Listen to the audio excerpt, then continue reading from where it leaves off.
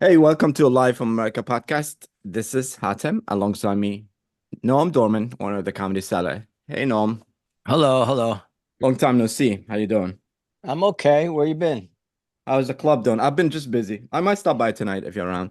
Yeah, I'll be Um, there. how's the club doing? Doing well. Thanks God. Thanks God. Doing well. Any big names stop by you recently? Not like Chappelle or anybody. Not in a couple weeks.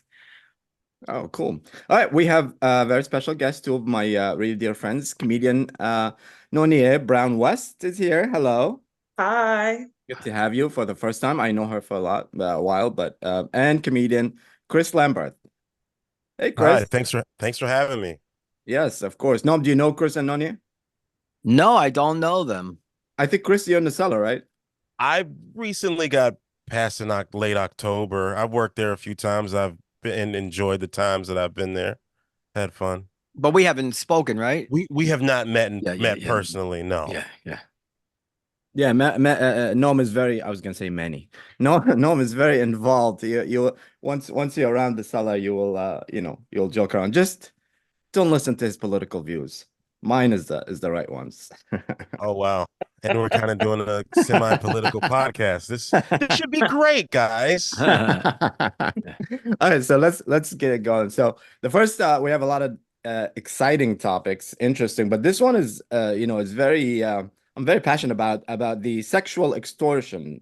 You guys, anybody know what sexual extortion is? If in case people don't or listeners don't know, somebody engage with you and say, "Hey, let's we dating or like in a dating app or even especially happen with the younger kids, and then like let's have like a send each other nudes, but most likely they would say, let's have a video chat. And you will see them and you get naked, you masturbate, whatever, and they record you. And then what they do is they go to anybody, because this happened to a friend of mine. It actually happened a lot to a lot of immigrants because they don't know. So first they will go and find anybody with your last name in your social media before they do anything else. And they get all these people's information. And then once you record, they take pictures of you and send it to you and send you the list of names that they're going to send it to if you don't pay them, you know? And then obviously you will have to. So this has been going on for a while. A lot of kids are suffering, but recently there's a South Carolina lawmaker that sued Instagram for his son, 17 years old, killed himself because of that. But it's a huge thing, especially for kids, so I wanted to address it. Um, thoughts on that? Anybody? Let's go with like Nonye. Yeah, I mean, it's Not horrible. because you're Nigerian, by the way. Oh, you're an No, immigrant? yeah, well, I'm first generation, so my First parents are generation. immigrants. So, there are a lot of things that we got scammed. I've been scammed before a little bit. Don't But tell me you fell for that Nigerian prince thing. no. No, but I will say when we went home to bury my grandmother, she got kidnapped. Her body got kidnapped. We got it back. Oh But that's the God. type of stuff Oh my that God. yeah, Whoa. wild stuff. So I'm familiar with extortion because we had to pay the people. But yeah, thankfully, knock on wood, no one's ever done this sexual extortion thing to me. And I in my day I did used to, send nudes and things like that. Now hopefully my nudes are expired. They're a little too old for anyone to get me. Hopefully I don't look the same anymore. So I'm glad Instagram's being sued though, or whoever's being sued. I'm glad because kids can't be dying over things like this. Chris, what's your thoughts? Yeah, it's horrible. I'm glad they're cracking down on it. Kids, I'm old enough to remember just like before internet and then now having it, where you can live a life outside of it and have a pretty good existence. But it with kids these days, so much of their lives are lived online and they're taking themselves out too soon. Uh, they do need to crack down on this. Yeah, it's crazy. But is it all like really Instagram's to be blamed or not? No, what's your thoughts first, and then we'll go with that. Well, I mean, I think it starts with the parents and monitoring. I don't have kids, but I know my friends that do have kids, they talk about the amount of screen time that they're allowed, and really monitoring what their kids are doing, and not just using those devices as babysitters, whether it be, Netflix or any of the apps or your iPad. It should just be it should be regulated first and foremost by the parents. But I don't know how much the people that are doing these things, the extortion, should be the main people who are prosecuted, not necessarily Instagram, if you will. No, what's your thoughts? Well, I mean, of course, it sounds horrible, but to do it to a kid. But how much money do you think is in it if you do it to like a rich man's wife? Let's try. I'll ask Juanita. I don't think she will care. Now, I guess what I'm getting at is that like these kids, they have no money, right? But I guess their parents do. But I'm sure this goes on well beyond kids. I'm sure that, well-to-do men are sucked into this all the time, and they're paying up. I'd pay up. Yeah. It happened to two of my friends. One, and they both, like I said, they both like immigrants, first generation. One was working the chef in a place, and like anybody else, they're looking for love, and they are patient. So they will. I sound like I know exactly what I'm talking about, but trust me, it happened to my friends. I'm not doing it. It happened. So they will film you, and they tell you, oh, I want to see your. To Noam's point, because one of them was married, the girl says, "Oh, I want to see your place. Show me your place," and they will film the place and they will send it to his wife. It's like, look, this is your bed. This is your thing, So, listen, I don't like your bigoted aspersion here towards immigrants. I understand they come from another country, but they're not such fucking idiots that they don't know. I didn't say that they shouldn't be nude with strangers on. Like, what, they didn't know that.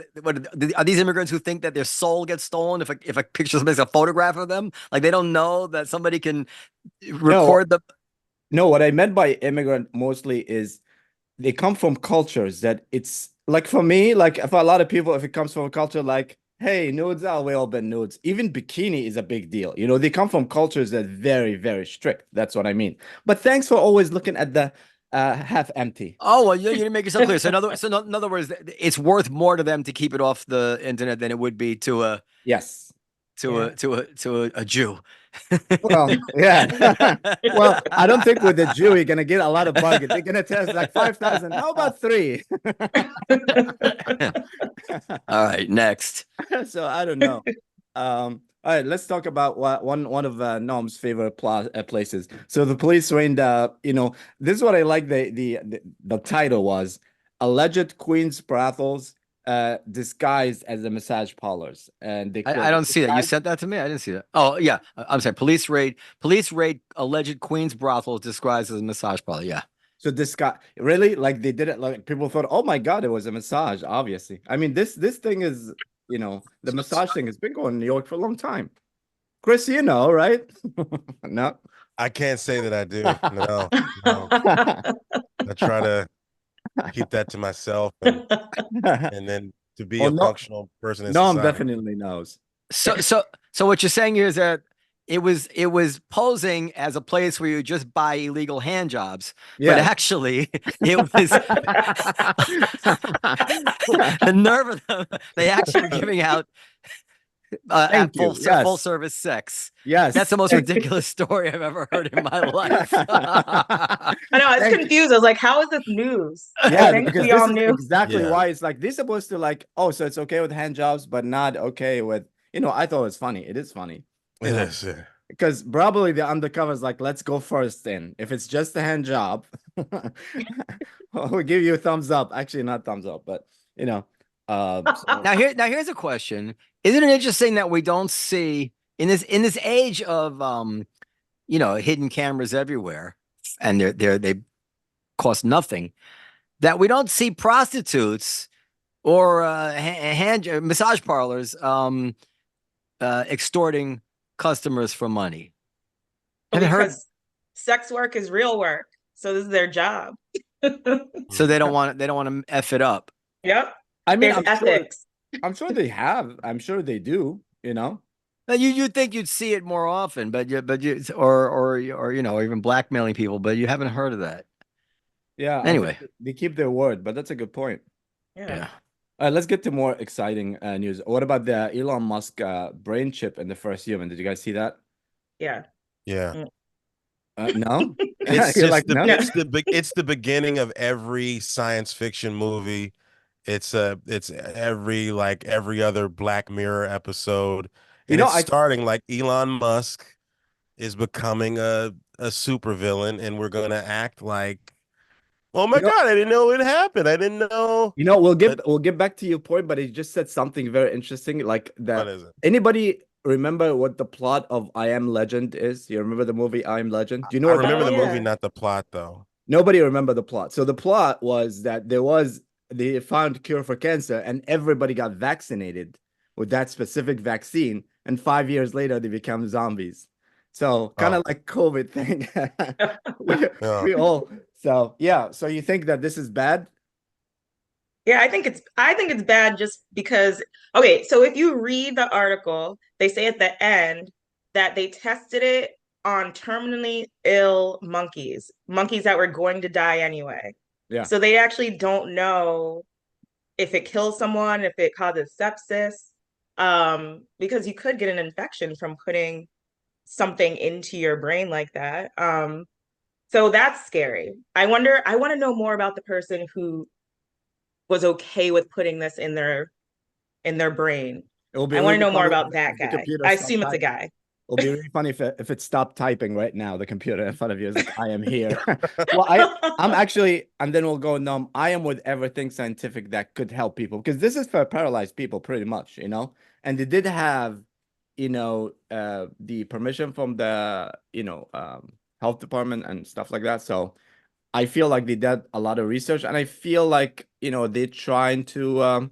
I'm not confident. Usually these things coming from Israel first, so I'm happy that Elon Musk did it first. But but I think it's if it's used the right way, I think it could be because a lot of people that paralyzed that cannot do stuff. No, what's your Oh, sure. Yeah, I think you're absolutely right in that regard to help someone, but then to where is it gonna end?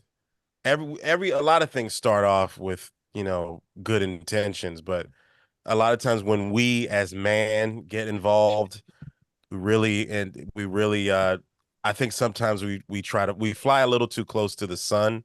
Sometimes I call it like what is it, the Icarus syndrome, yeah. like those Alex Garland movies like Ex Machina, where you have these ideals, or your ego gets a little too big. I think it's just teetering on something that's weird. But as far as helping people that are paralyzed, sure, I get it.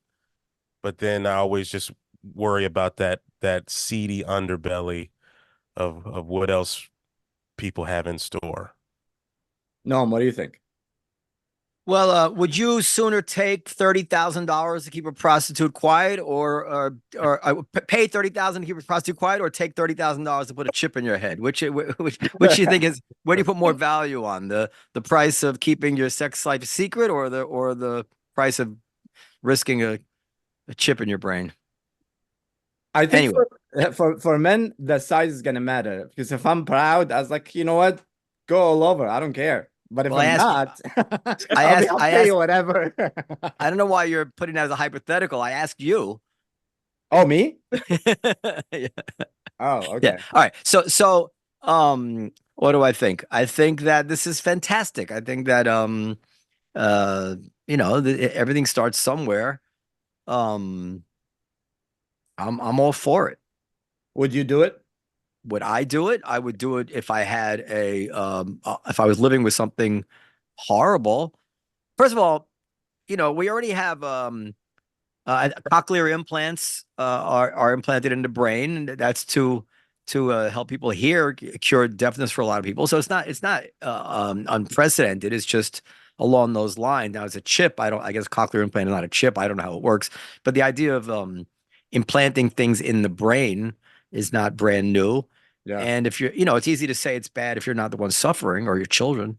absolutely. Yeah. This is the point that I was gonna make is like a lot of people really don't understand. Like, we're very lucky to be healthy, but a lot of people, when you get to a point where you are not healthy, you don't understand how bad it is, and how would you do anything and try anything just to gain a little function back, just Yeah. a little bit, Yeah. So yeah, that's for me, science is, but I understand Chris's point, because they're probably gonna say like, oh, these people don't think right. Let's fix them, let's implant it. But I don't know if that's gonna actually happen. But I feel like a lot of people It's would. all going to happen. Can you imagine 1,000 years from now, if the world doesn't blow itself up, the level of advancement in technology, it's going to be unbelievable. I'm sorry you won't be there with me to see it. Who are you talking to? You, Hatem, all of you. You guys don't know Noam too much, but I know him. He started the sentence with "if the world doesn't blow themselves up," and then ended the sentence with me not being there. So that's him trying to say that I'm gonna do this because I'm you or someone who looks like Middle you. Eastern. Wow. That's not what I meant. But now that you mention it, No, next. But it's can somebody, whoever, give the next button to Noam? Take it away, please. Listen, I like things. Keep it moving. I'm restive. Go ahead. What do you guys want to talk about? How about the Super Bowl rigged? Oh. How about that? I feel like the NFL has been rigged for a while. I don't think it has anything to do with Taylor Swift. Well, here's the thing. I feel like that relationship might have come together because of publicists. But I just feel like all sports that have a lot of endorsements, you're gonna have a little element of rigging, I think. I grew up watching the WWE, so Okay, that's all fake. Yeah, that's I feel not like rigged at everything's all. fake. That was real. Chris, what do you think?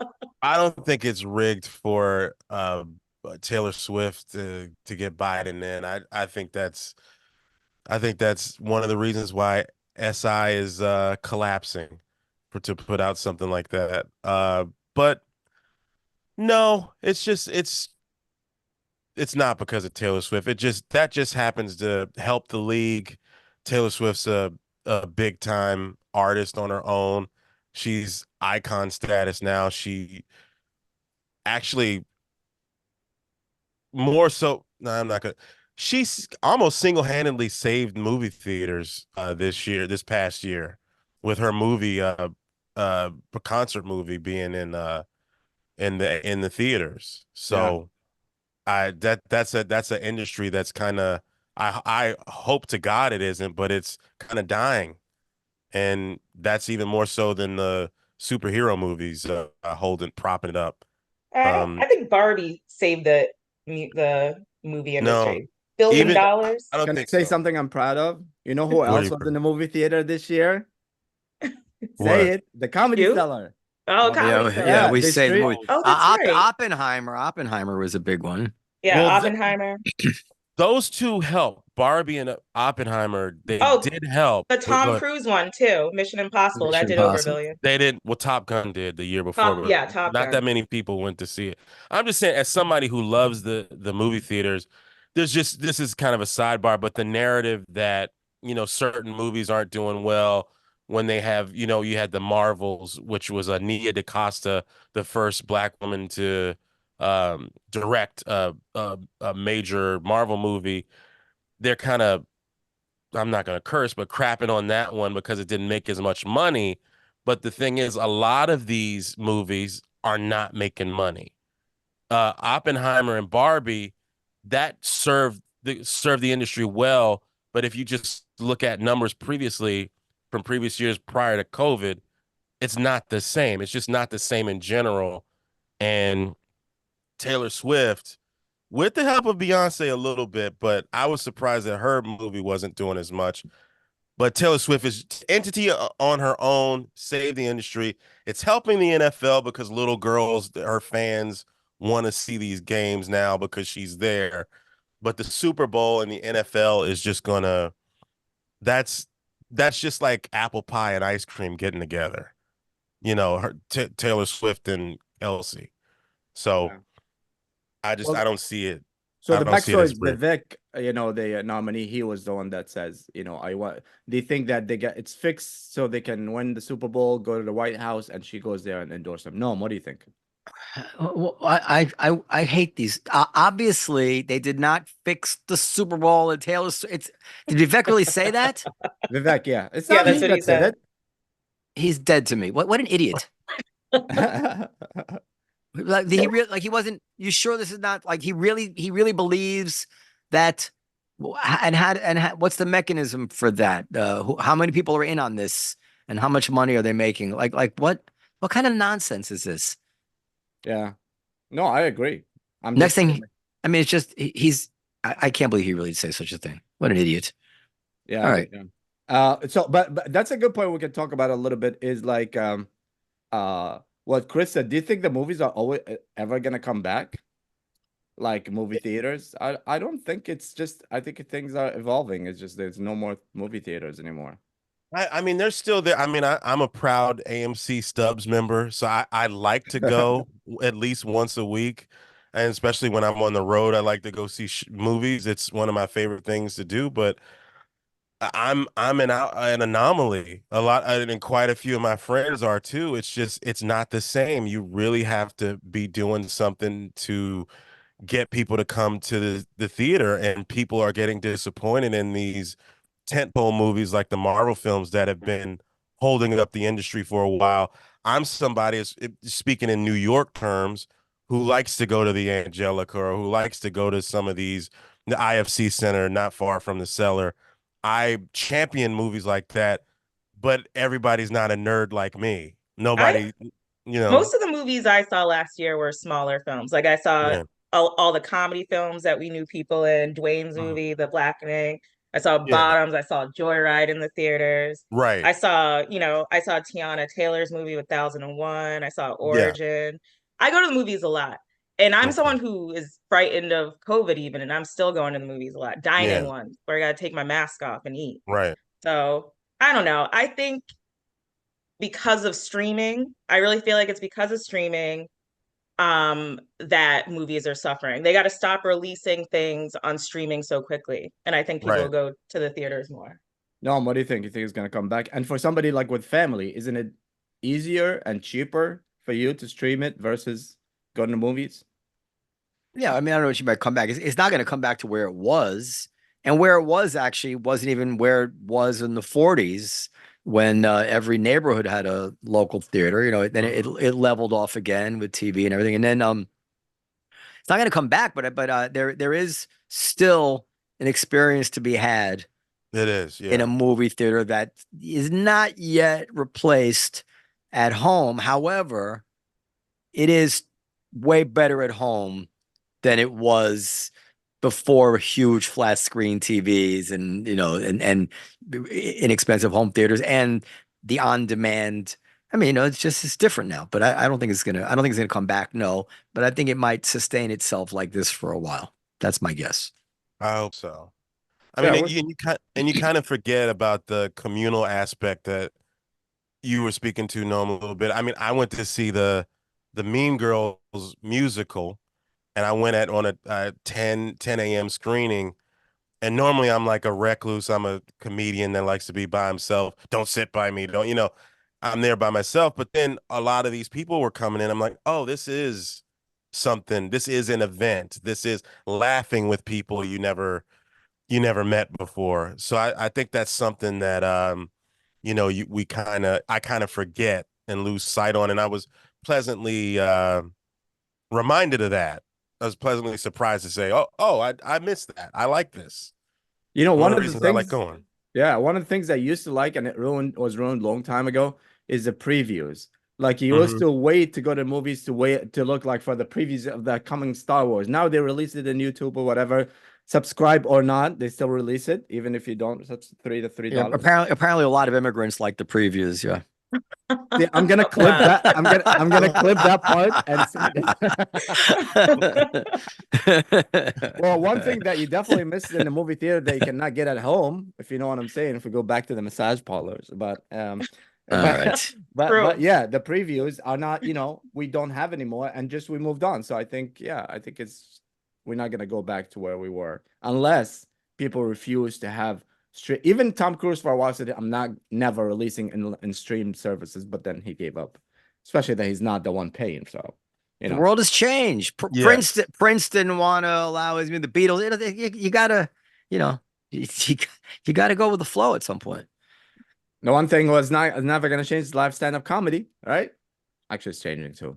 I don't know. We'll see. I think it seems pretty robust. It's not the same as watching it on a screen. Right. I think with comedy too, you get the reaction right away, live at that moment. So if you're good, you're gonna know. If you suck, you're gonna know. So and it's nothing like that live experience. I think just as a practitioner, as somebody who's done TV and film and comedy, it's nothing like that live experience. Even as a fan going to see an artist that you like, it's just again a communal experience.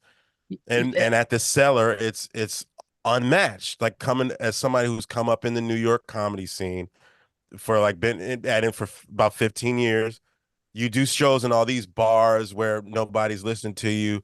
Then you get to work at somewhere like the Cellar, and there's a captive audience. There's people that are waiting for you to be excellent.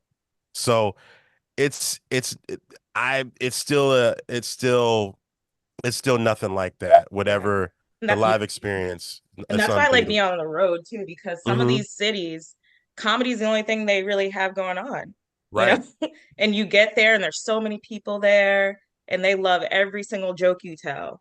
And they're just waiting on bated breath. It's great. And the Cellar is the same experience. You guys made me think of something I had never thought before, which is that the comedy may be booming, maybe because of the movies, in a sense that people still want to go out with their friends. They want to go on dates, whatever.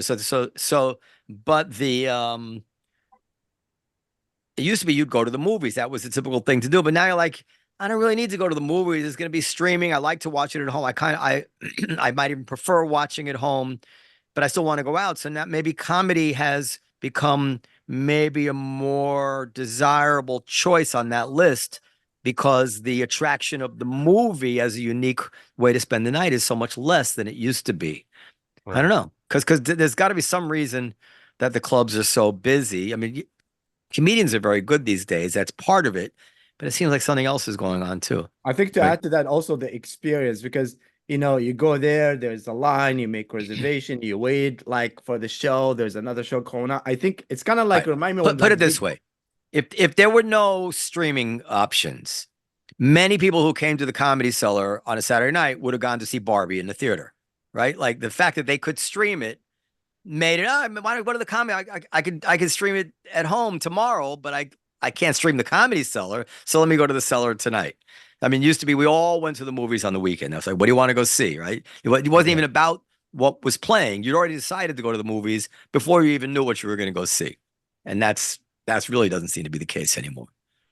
Very true. I think there's some movies still you want that experience, but I don't know if it's gonna happen. Like I wouldn't see Star Wars. Like Chris said, the reaction of everybody at the theater, like this is just something that do you guys know the worst movie in the world? That movie that they played in Sunset one time is so bad, the acting so bad, and it's always sold out. People go and throw stuff and curse at the actor. Oh, is it Rocky Horror? Is that the one you're talking about? No. It's oh my God, they did a movie about it too. Yeah, and The Room. The Room. I can't remember, but the acting is horrible, and people go there just for it's The Room. Everybody. Can we get to Black History Month? Is that next on the list?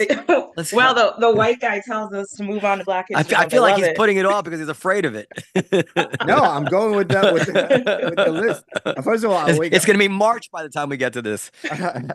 Well, we're gonna have another episode with just for Black History Month, but I wanted to touch on it a little bit since we we're entering or we did enter February. So Black History Month 2024, yay. So you guys know the theme for this year? You have to make your own gifts. What's they didn't bring it up in the meeting. What's the theme? I didn't know that there was a theme. We didn't There's a theme? I didn't know there was a theme. I am ashamed. How could you not Since know? when did they start giving a theme to Black History Month? I didn't know. I just thought we Every year there's a celebrated theme. it. Oh, There's a okay. theme every year? I thought Every that was only theme there's a Kwanzaa. year. I Turn in your cannot cards. What's the theme? Black art.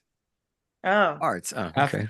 Yeah. So every theme they support, because it's supposed to be about education, about getting to know a lot How of long have they been having themes? yeah. I never knew Forever. about this. I mean, it's interesting to me that as that I know. as huge the Black American contribution is to the arts, that they're only getting around to arts as a theme now.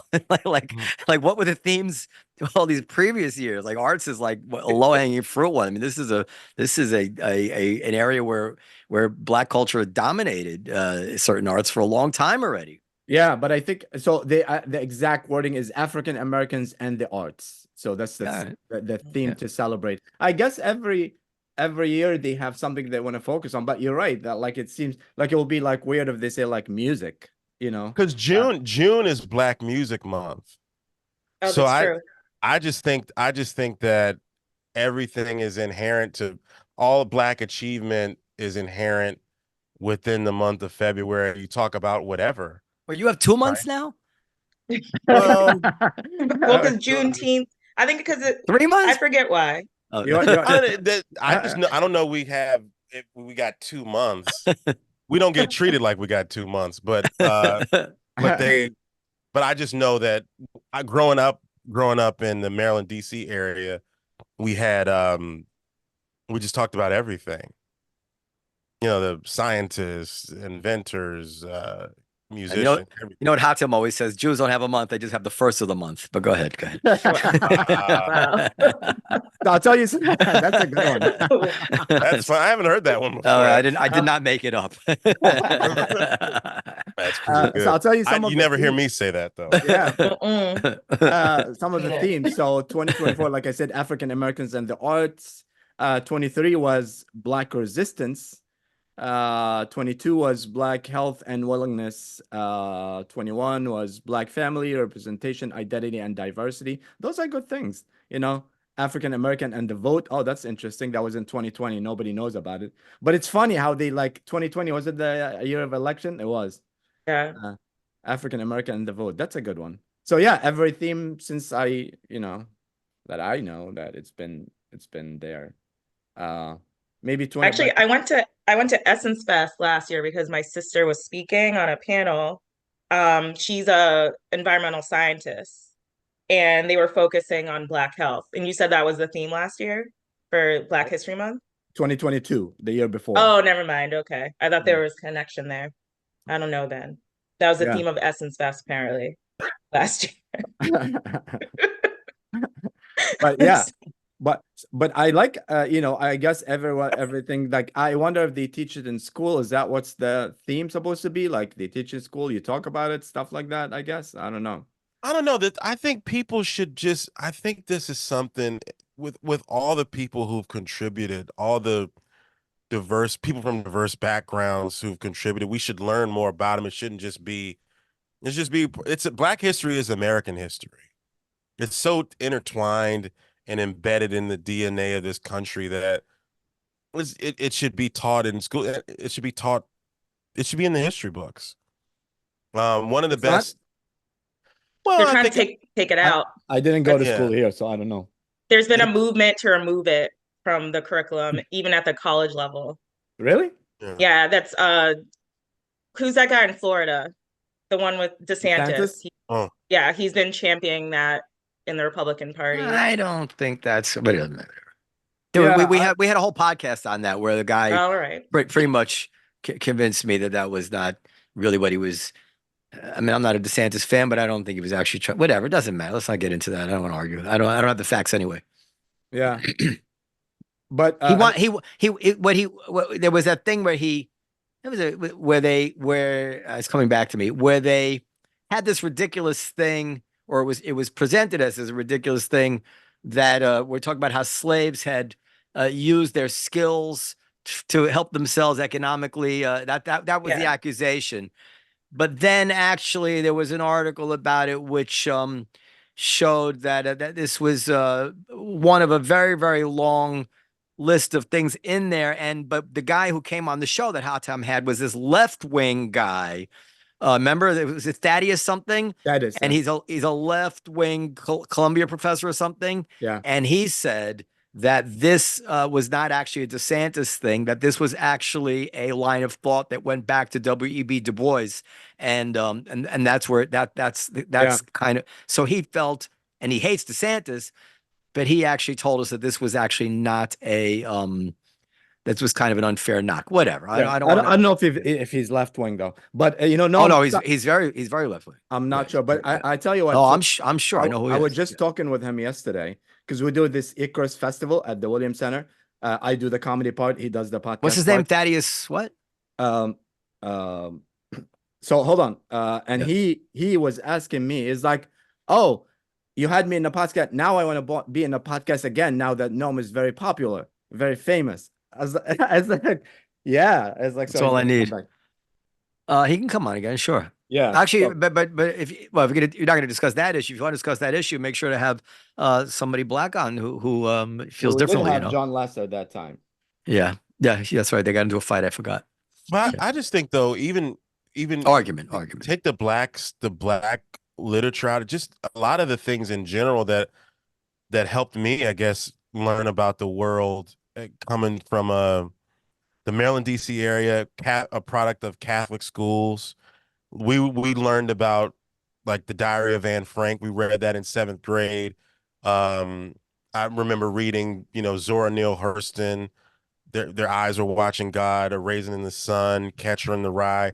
Now, you read these things, or they were just assigned? We read them. No, we read, and we had to talk about them. I never read any of those things. And we visited the Holocaust Museum when I was a sophomore in high school, and it gives you perspective. Yeah. And I don't know what they're teaching now, but it just seems like a lot of those things that I feel that are seminal to my education and me being being well-rounded. I like to think it seems like they're extracting that from the curriculum, and it's sad to me. I want to ask you about. I went to a private school. I'm a private school kid. I went to private school for a little bit, and then I went to a school that was public but very good. Like we got to read like Chinua Achebe, things like that, but only if you were in AP or college level courses. Yeah. Right. Mm-hmm. I want to ask you about the votes, because I like that, the African American and the vote. But because the election coming up and all that, and Biden versus Trump is, I remember this story. I'm gonna ask you about this story tonight, Noam, because I want to know who that person is.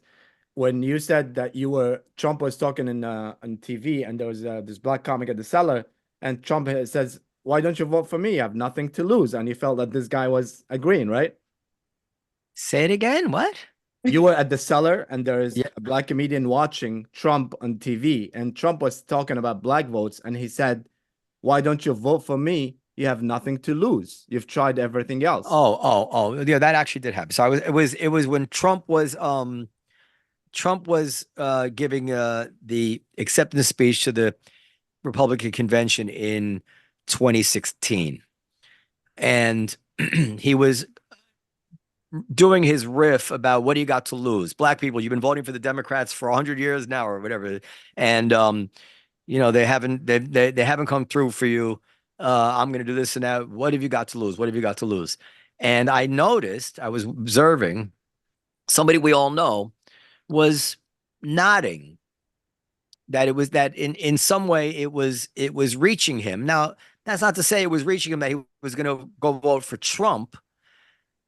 But the notion of that the Democrats promise and promise and promise, but don't deliver, this was definitely reaching him. Now, and by the way, in my own experience, this is an old theme. I mean, Stevie Wonder had a song when I was a kid. Your name is Big Brother, song.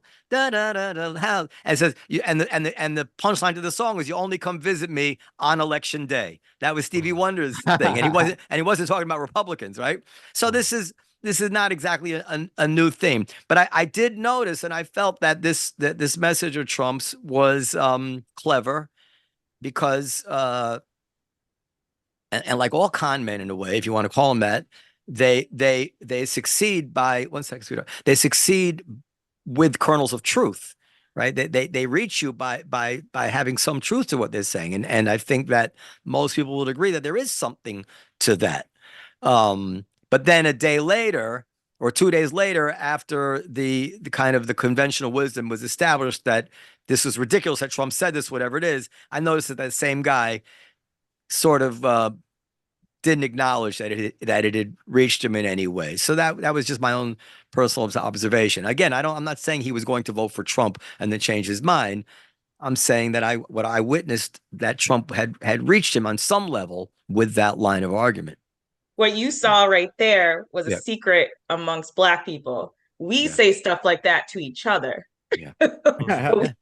we hide our views when it comes to election season from people that are not us. So he let you see a slither of what the conversations we have with each other. Yeah, I mean, I have to say, vis-a-vis Trump, there was a lot of evidence that he was anti-Muslim. For instance, at one time, he even talked about Muslims wearing identifying clothing. I mean, he clearly had an agenda which would impact Muslims in a negative way. He didn't follow through with most of it, but that was what he spoke of. But I never really got the Trump as anti-Black racist thing. I felt he was like a New Yorker. It wouldn't shock me if he had kind of like old school views about Jews and Blacks, whatever it is. But I never felt that Trump would come into office looking to harm or even had any kind of reason to want to make moves towards the Black community. And actually what he did do, we know, whether it was cynical or not, is he reformed criminal justice in a way which many Black advocates had been pulling for. What I'm saying is, like, why would he? Like, he doesn't, I have a view about all this stuff that makes a lot of people roll their eyes. But just because somebody might have attitudes about Jews, let's say somebody doesn't like the Jews, I get it. That doesn't mean to me that if they're president, they're looking for policies to hurt the Jews. As a matter of fact, they understand the Jews are citizens, and why wouldn't they want the Jewish vote? So, like, why wouldn't they? Are they going to choose a policy? Trump was painting immigrants, Muslim immigrants, and all immigrants out as a threat to the country that, in his opinion, in various ways, needed legislation and action in order to counter. And you could say, controlling the border, identifying potential Muslim terrorists, whatever. These were his policies. And somehow it was easy to just lump, he must Black people into that. And I thought that was probably not, if you gave Trump sodium pentothal, I think he would say Mexicans, immigrants.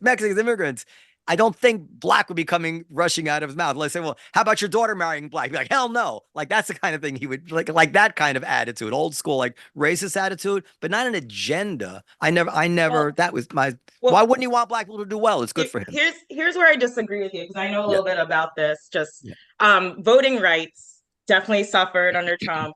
The Clean Chemicals Act was basically taken off the table under Trump, which harmful chemicals tend to affect Black people and people in Black neighborhoods more, leading to cancers and things like that. Central Park 5. There are a lot of things that he had done before he was president and that he did while he was president that did affect us. Well, can I answer you there? Go ahead. So first of all, the chemical thing, it sounds to me, I don't know about it all. It sounds to me like something that affects poor people. Poor neighborhoods. No, well, it's not just poor people. It's in Black hair care products specifically. So your hair care products wouldn't have. I don't have hair care. Yeah. So I wasn't going to say anything. I did notice. Yeah. So that I'm sure you're right about, but I doubt that he's probably just accommodating business rather than trying to find issue. Who makes the Black hair care products. But it's probably I don't even know those issues. But as far as the Central Park 5, I would only say that, having lived through it, that, Bob Herbert, Bob Herbert he was a very, very well-known liberal Black columnist who wrote for the Post and then for the New York Times, left-wing guy, he was equally anti-Central Park 5, as we all were, but he was, as Trump was. It was not, there was virtually no constituency of people who thought they were innocent at the time. In retrospect, we understand that the trial was unfair.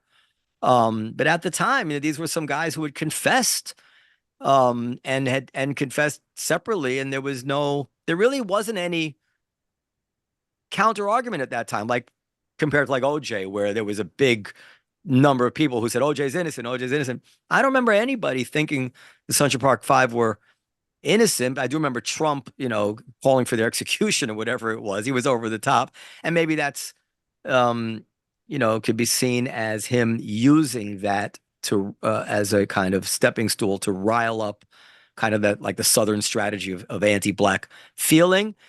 But the fact that they turned out to be innocent, I don't think you can hang that around Trump's neck.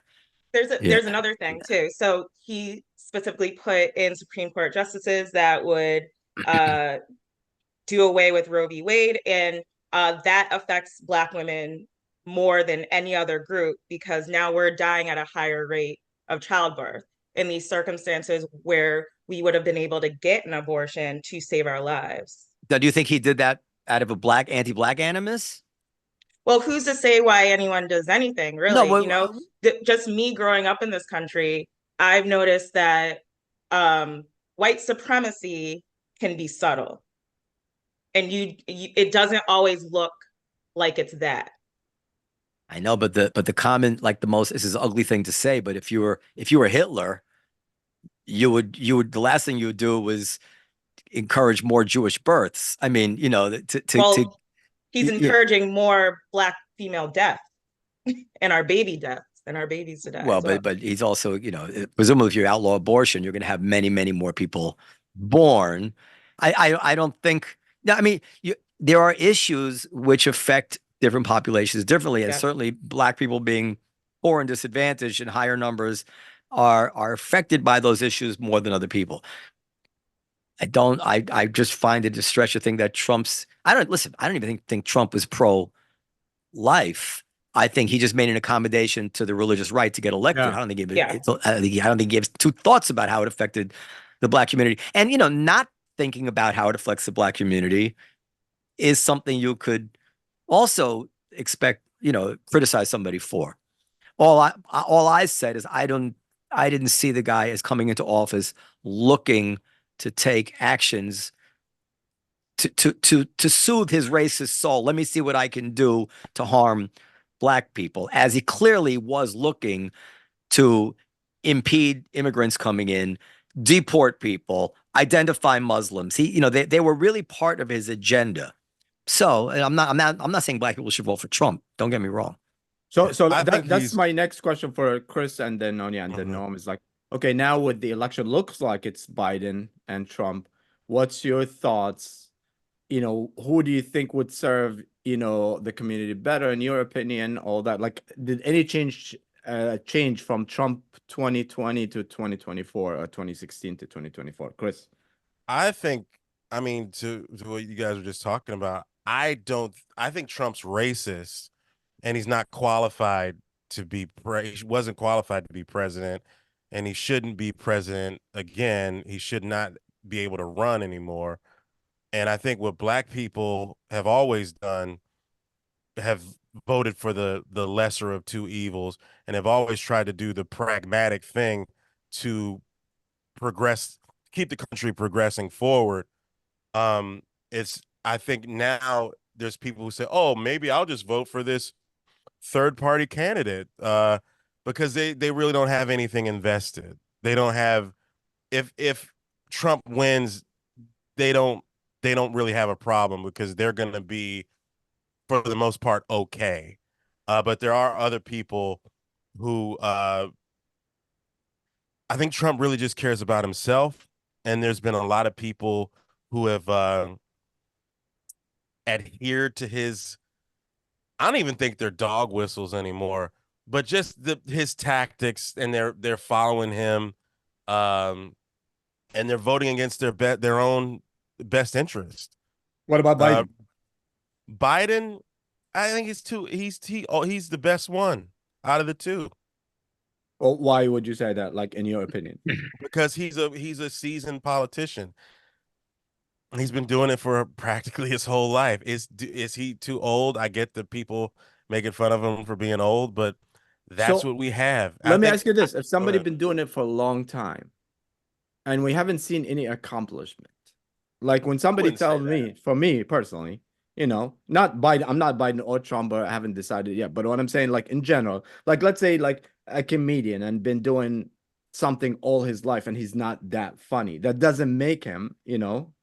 So my question, like, what did he do, to, like, if we focus in the black community, what did he do to the black community that you think Who? it's better? Who? Biden. Who? I'm not saying the black community. I'm taking, if you take race out of it, I'm just talking about a hard-nosed politician, Yeah. somebody that is in the practice of doing it for however many he's been doing it for a very long time. Yeah. And he's had and a lot of times when you take a situation like taking over the reins of a country when it's been dragged in the ground, there is a correctional period. You do have to get things on track. And I think he's the right person. That is what I think. Okay. And I Yeah. and go ahead. No, well, I mean, I'm just looking up some statistics as you're talking, and I didn't realize this, but because there's a lot of talk that Trump may win more of the black vote than any Republican has won in a long time. Fortunately or unfortunately, black people did well under Trump comparatively to other presidents. Um, it says here, during the Obama administration, weekly earnings grew just 1.8% on average for blacks, which was less than the 2.1% growth for white earnings. Under President Trump's pre-pandemic economy, black median weekly earnings grew 4.1% on average, higher, in fact, than the 3.4% earnings for whites. And black poverty reached record lows. So I'm not actually someone, Hatem knows this, who is quick to attribute to the president what goes well or badly with the economy. There are forces that there's so many things that, but I'm not, which is not to say that they can't be attributed to him, but it just that if what I just read is true, and I believe it is true, then there are a lot of black folk out there who are going to remember those years and say, "Oh, I was doing better when that dude was president than this dude. Let me vote for that dude." Right? Some of it's in spite of. I mean, Yeah. I got my first movie gig while Trump was president. I don't think it was because of him. No, It's because of the year. It's because of the years that I put in no. to get the, This is the thing. Biden is obviously going to win an overwhelming majority of the black vote, but I asked somebody, a statistician, about this once. If Trump wins 12% more of the black vote than the black vote normally goes to Republicans, I guess like 22% instead of 10%, there's no chance for anybody else to win. Like the black vote is so key to the swing right now that a small change, 10% change, means you'll see Republican majorities for as long as you can imagine. So, but would still be a 78% victory it'd still be an overwhelming victory because no other group votes so lopsided for one party. Second is the Jews, who vote lopsided for Democrats, but not nearly as lopsided as the black community, which has reached numbers of 90%, I think even higher than 90%. So just a small fall off can have tumultuous consequences. Black people gotta get the famous celebrities who aren't the famous black celebrities who will not essentially who'll be okay either way, to stop coming in with this 11th hour stuff saying, "What's Joe Biden done, guys?" Yeah, exactly. Like Even an Ice Snoop Dogg, Cube. I heard Snoop But Dogg. Now Snoop is saying he's cool. But if you're a billionaire or millionaire, why would you not want tax breaks? I mean, at some point they don't care. All they care about is money. No, but the people that follow those guys, the people that love Ice Cube and Snoop or whatever, they're not on their level financially. Yes. Exactly. Well, I guess you think that people will vote against Trump versus for Biden kind of thing. Say that again. So people will be voting against Trump, but not for Biden. Yes, So, that's absolutely. so this Yeah. is how it's gonna be. Yeah. Which And I feel might like the make Black community also didn't forget COVID. A lot of us died. I live in the county where we had the most deaths for a long time nationwide, Kings County, and it's a Black majority here. I don't know. I live in Kings County. Yeah. Yeah. So yeah, no, I don't know. It's gonna be interesting, but I think like it's gonna be an interesting election. There's no way Nikki Haley will win. What do you think, Noam? Would she? No, she's done. Yeah. No. Noam got Nikki Haley drunk before. Man, I got drunk with her, so I was hoping she'd win because I have a picture with her and a video. Ooh, what's the video? Bring it back to that. So I you can't can tell you. I extortion. can't tell you. You can extortion some money. Monica Lewinsky. Uh-huh.